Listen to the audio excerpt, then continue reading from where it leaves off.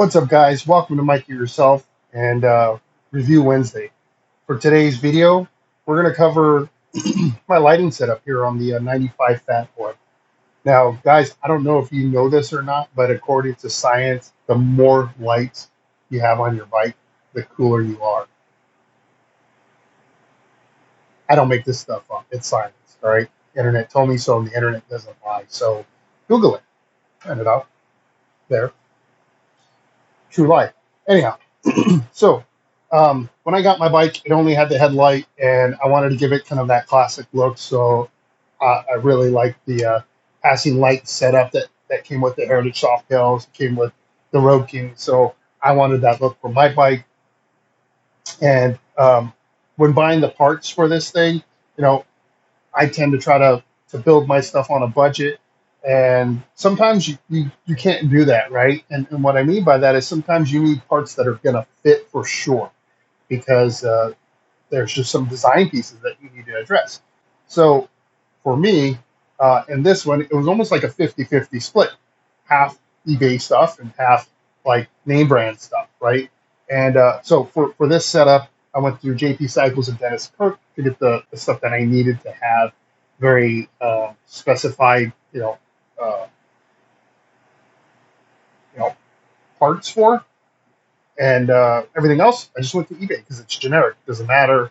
And I've so far had a pretty good experience, and I want to share that with you guys, so that way if you're kind of doing a similar build, that like where you can save money, right? And so that said, the parts that I had to pay a little bit more for was the passing light bar because Harley forks, depending on the model of bike, they may be wider, they may be more narrow, and so you want to make sure you get a good fitment. So for that, I went through JP Cycles and put in the year, the make and model, and that's where things get really helpful on those websites is being able to put that stuff in. They'll tell you if the part's going to be an exact fit or not. Sometimes it kind of works.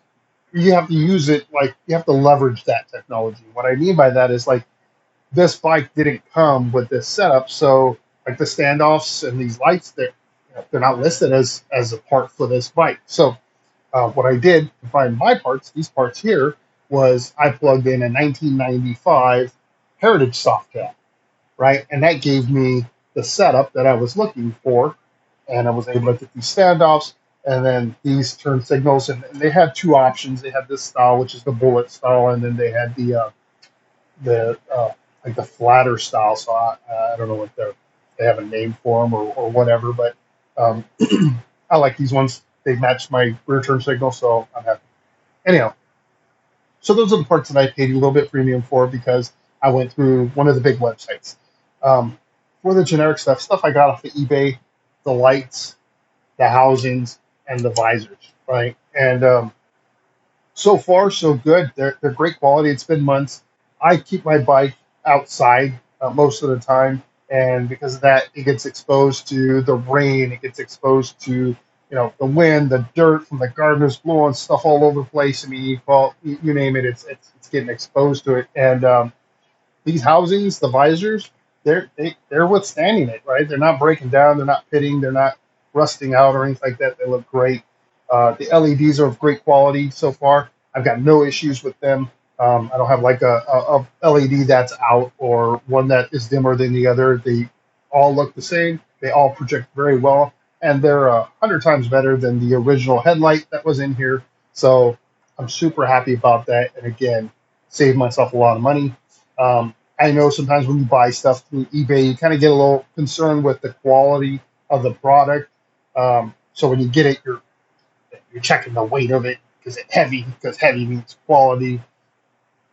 Yes, I don't know. It must be good quality.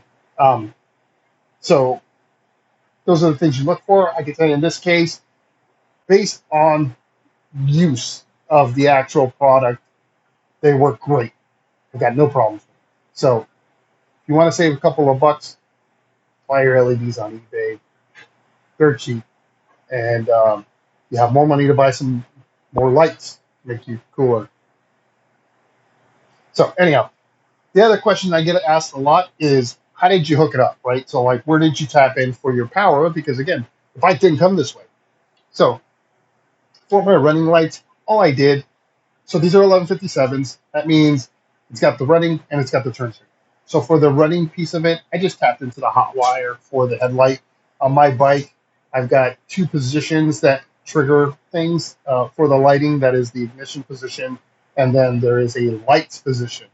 So the way I have my bike set up and based on wiring diagrams that I found on Google, and Google's your friend, especially for the older bikes and the older wiring diagrams. And if you haven't done it yet, I recommend you go out there, Google your wiring diagram, print it out, and that way you always have it as a reference. Um, for my bike, that first switch turns on my headlight and then turns on these running lights. So that means anytime the bike is on, I've got those three lights going on, right? The light position is used to activate my passing lights because I didn't want them running 100% of the time. And I know some people that install these things, they just throw a toggle switch on the backside here. That works too. You know, it's just an additional switch that you'll have to drill for or whatever. So, you know, to me, it was easier just to throw it up on the tank switch, and that way I can control it right there. And if my bike's off, they're off. I don't have to worry about them being flipped on or finding a source that's only hot when the bike is on, right? Um, so that worked out for me. With that activation, like I said, the halo, uh, I have the white hooked up to come on with my passing lights, so I just like how that looked. Um, so yeah, I mean, other than that, it's the headlight is plug and play, so you don't have to worry about your wiring there. You literally just hook it up and close it up, and then you know with your uh, with your passing light housing, you need to make sure that you get good contact because the housing is the ground. And if you don't have good contact, then you'll have some lighting issues. The problem that I had with mine with these standoffs is getting a socket up there to make sure it was tight enough that it's not going to rotate because being that this is an Evo, that it's a soft tail Evo, which means no motor mounts, this thing vibrates like crazy, right? And those vibrations are throughout the entire bike, so that causes this thing to rotate if you're not tightened down. What I did to remedy that was I put some rubber grommets in the hole. Now, here's a lesson learned. I put a rubber grommet in there, and because I wasn't thinking about the fact that this housing was the actual ground, my lights didn't work, and I'm sitting there scratching my head like a goofball, and I realized, oh, you know what? Took away the ground. So, how did I fix that? I cut that grommet in half. So only the upper half is using that rubber contact to prevent it from rotating on me, and then the bottom part where the nut is actually making contact, so that way I get a good ground. So let me show you what these things look like when I turn them on. And again, as I hit that first position, what I wanted was just these three lights to come on. I wanted the option to turn these off or on with my tank switch. And then when I hit to that light position, I get the halo and I get the passing lights. So I don't know, man. Like for this setup, again, it was relatively affordable, and you can rely on the parts, at least that I found from eBay, being so cheap. If I had to, if these things only last me like a year to 2 years, perish. I mean, it's not too bad, right? Um, you can get the kits that have all three of these lights in them. They're going to be a little bit more expensive. Shop around. Like I said, you find a better deal. So if you're worried about the quality that you find on eBay for these things, I can tell you from my experience, it's decent stuff. So I can only vouch for these things here that you're looking at. I'm not saying it for all products on eBay because I will tell you, um, I've gotten stuff that didn't work out for me. That's just how it is, right? So it's a little bit of a gamble, but um, well worth it. And hopefully, I help provide you the information to make you feel a little bit comfortable in buying, making the purchase, right? Or doing the modification to your bike. So, that said, if you like this review, hit the thumbs up. If you enjoy my content, subscribe.